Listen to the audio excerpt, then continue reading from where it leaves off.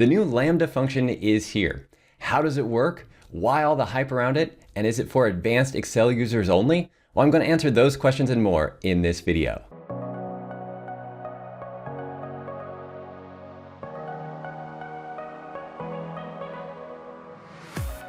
So the new Lambda feature allows us to create our own custom functions. In this example here, I have a relatively complex formula in this cell that calculates the average of the top 25% of a range of numbers, excluding zeros.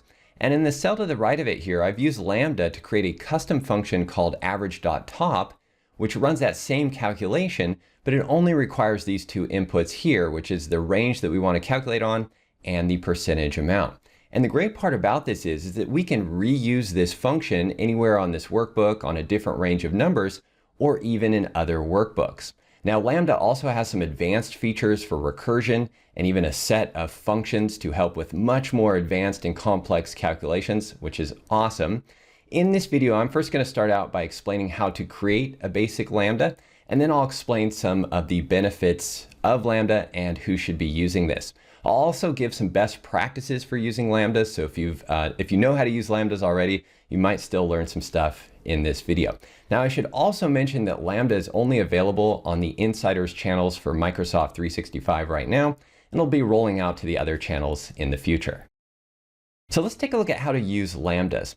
In this example here, we have this relatively complex formula, and this was actually a question from Rob, a member of our Elevate Excel training program. His company uses this metric, which again is the average top 25% of a range of numbers, excluding zeros. They use this metric frequently throughout different workbooks within their organization. So in order to apply this formula to other ranges and workbooks, they either have to remember how to type it or copy and paste it to other workbooks and then go change all the references and make sure they don't make any mistakes when they're doing that to update the formula. So this is where Lambda is going to come in very handy. So let's go ahead and create one. And I'll go ahead and delete this cell here and we'll just recreate this. The first thing we're going to do is go to the calculation that we already have. We're going to need the calculation and we're going to use this formula here, and I'm going to select the entire formula and I'm going to hit Control-C on the keyboard, or you can right-click copy it to copy it. And then in a blank cell, we're going to type a formula. We'll type equals and then start typing Lambda, and we'll tab into that. And Lambda just has two arguments. The first is the parameter, and you can have multiple parameters, and then the calculation. So what I'm going to do right now first is just paste our formula in here. You can just Control-V or right-click paste. So that is actually our calculation. And now we're going to add some parameters. And these will be the variables that we reuse, or the inputs that we feed into the calculation or the formula. In this case here, we want to replace this reference to the range, the table 1 amount column. We want to replace that with a variable or an input so we can reuse it in other places. So I'm going to go ahead and add that parameter here. I'm just going to call it range. You can name these whatever you'd like, but I will call that range. And then we also need a parameter for the percentage, which is over here. So we could change the percentage. Maybe we want top 30%, top 50%, whatever it is. We want to be able to change that within our function. So I'm going to type percent for that and then type a comma. So now really I have two parameters here and then a calculation at the end. The next step is to take my parameters and replace the arguments or those references within the calculation. So I'll just double click range here to select it. Again, Control-C or right click copy. And then I'll go over to these references here where I have the amount and paste right there. So I'm going to paste over all these range references here. I'm using an Excel table, but these could be regular range references as well. It'll still work. Then I'm going to do the same with percent. So Control-C, and then I'll go over here and just replace the percent right there. Now, one thing, if you've seen anything about Lambdas before, a lot of examples just use like X, Y, and Z or for their parameter names here. But I recommend actually making these descriptive parameter names. And I'll explain why later when we create the function, but make these more descriptive names. It'll really help you in the long run. So then at the end of this, that's our Lambda function. We need to close the parentheses here on Lambda. We'll go ahead and hit enter. And that's going to return this calc error. And that's because Lambda doesn't know what values to give range and percent. And there's two ways to feed it values, essentially. The first way is by creating a custom function through the name manager. So we'll look at that first. So in order to do that, what we're going to do is take our entire Lambda function here, and we're going to copy that text, the formula text. So again, Control C or right click copy. Then we're going to go to the Formulas tab and choose Define Name. And that'll bring up this new name window. And the first thing we're going to do is give it a name. And this will be our function name. So the first time I gave it average.top. We'll call this one average.top% just to make it different. If I can type. There we go. Okay, so average.top%.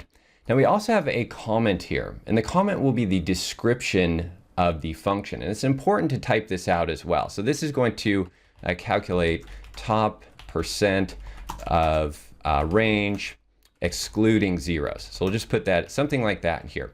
Now, another important kind of best practice here is at the end of the comment, I also like to put the parameter names. So I'm just going to put those in parentheses here, which we had were range and percent. And I'll explain why we do this when we write out the function. So now in the refers to box, we're going to paste in our Lambda. And you can actually make this window wider, which is nice. So we'll remove this reference here or paste over it. And I'm going to hit Control V to paste. And now we have our Lambda function right here. So that's everything we need to create the function. At this point here, I'm going to hit OK. And now we can actually use our function. So let's go to a blank cell and we'll start inputting the formula. I'll type equals and then start typing average. And as you can see, we have our new custom function in the list right here. When we click on it, we see the comment there that we input that describes what the function does. So I'll go ahead and hit the tab key here. And as of right now, it does not include the open parentheses there. So we need to type the open parentheses. You'll also notice that it does not show the screen tip with the function signature or the function arguments. Eventually it will. And once it does, it'll be very important to have descriptive names for those functions. So that's why I said it's good to describe those or create those parameter names that are descriptive so you know what they are.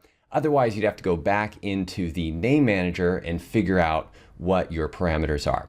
Now, one additional little tip here is as of right now, you can hit the backspace key after you've hit the open parentheses, and that will again show you your screen tip or your description right here. And since I put my argument names at the end of that, I can quickly see those right here. So I know which arguments to input into the formula. So there they are right there. So that's just a little quick tip. So I'll go ahead and type open parentheses.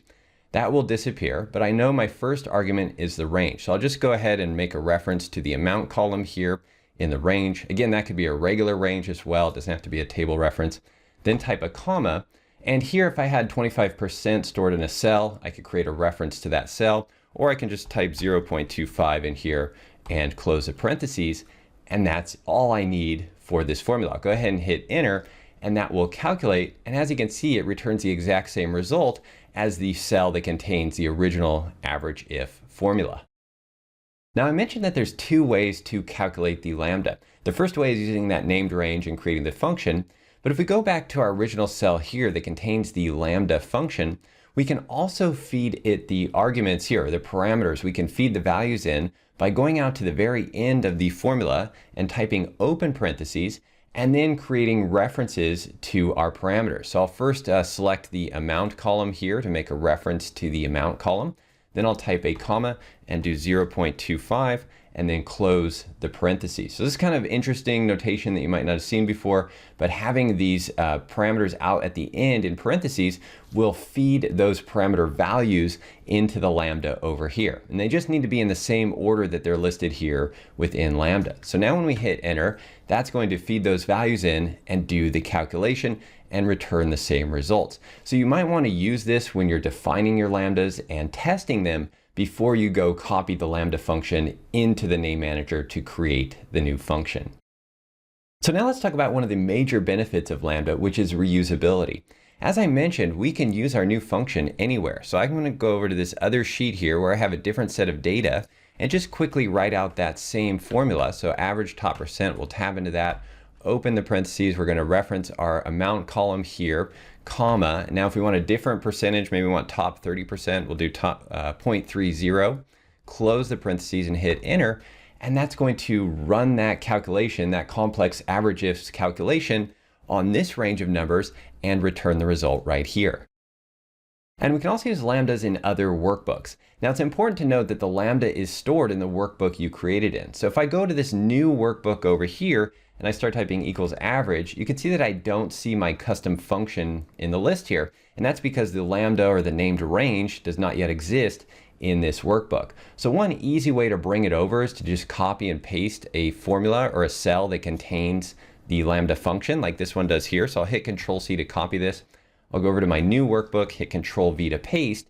That will paste the formula there and also import the lambda into the name manager. So now if we go to a new cell here, we can start typing average, and we can see that we have the average top percent function available to us.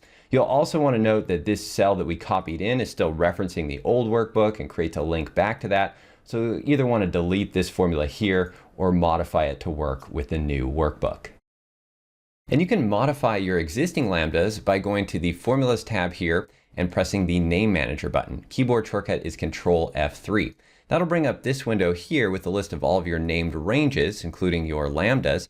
And you can go into these and edit them and then make any modifications you need to the name, the comment, or the formula. You can even change the function name. So if we want to make this more descriptive, and we'll say something like exclude.zeros, we can do that. I'll go ahead and hit enter now, close the name manager. And now if we go to our formula here, we can see that our function name has actually changed to include those updates. So at the beginning of this video, I posed the question, is this for advanced Excel users only? And I think there's really two ways to think about this. Creating the lambdas will be for more advanced users, at least initially. As we saw in this video, you have to create a named range and know how the lambda function works in order to create lambdas. However, it will also make it much easier for the users of your files to use Excel. For example, as we saw in this case from Rob, they have this relatively complex average if function. And if the average user comes and looks at this function, they're probably not going to know how it calculates. And even for more advanced users, you're going to have to spend time trying to understand and figure out what this formula does. If we go look at our lambda or our custom function here, it's much easier to kind of understand what it does. We have a function name that in this case is very descriptive with the average top percent excluding zeros. So we know what the function does, and it only requires 2 arguments. So it might be easier for others to use this formula as well. You can just give them instructions on how it works. They select the range, they input the percentage, and they're good to go. So that's why I think Lambda really opens up a world of possibilities in Excel. We're just getting started with this. Microsoft has already released 7 new Lambda functions that help with array processing and much more complex and advanced scenarios here. But again, the goal being to make it easier for other users to use the files and also reuse these functions in other places and other workbooks. And so that's why there's a lot of hype around this. I think it can really change how we use Excel in the future. But I'm curious to know what you think and how you will potentially use Lambda in your projects. So leave a comment below this video and let us know what you think. And of course, leave a comment if you have any questions or suggestions. If you're new to our channel here, hit the subscribe button and then head over to excelcampus.com/free to grab our free Excel Pro Tips ebook. Thanks again for watching. Have a great day, and I'll see you in the next video.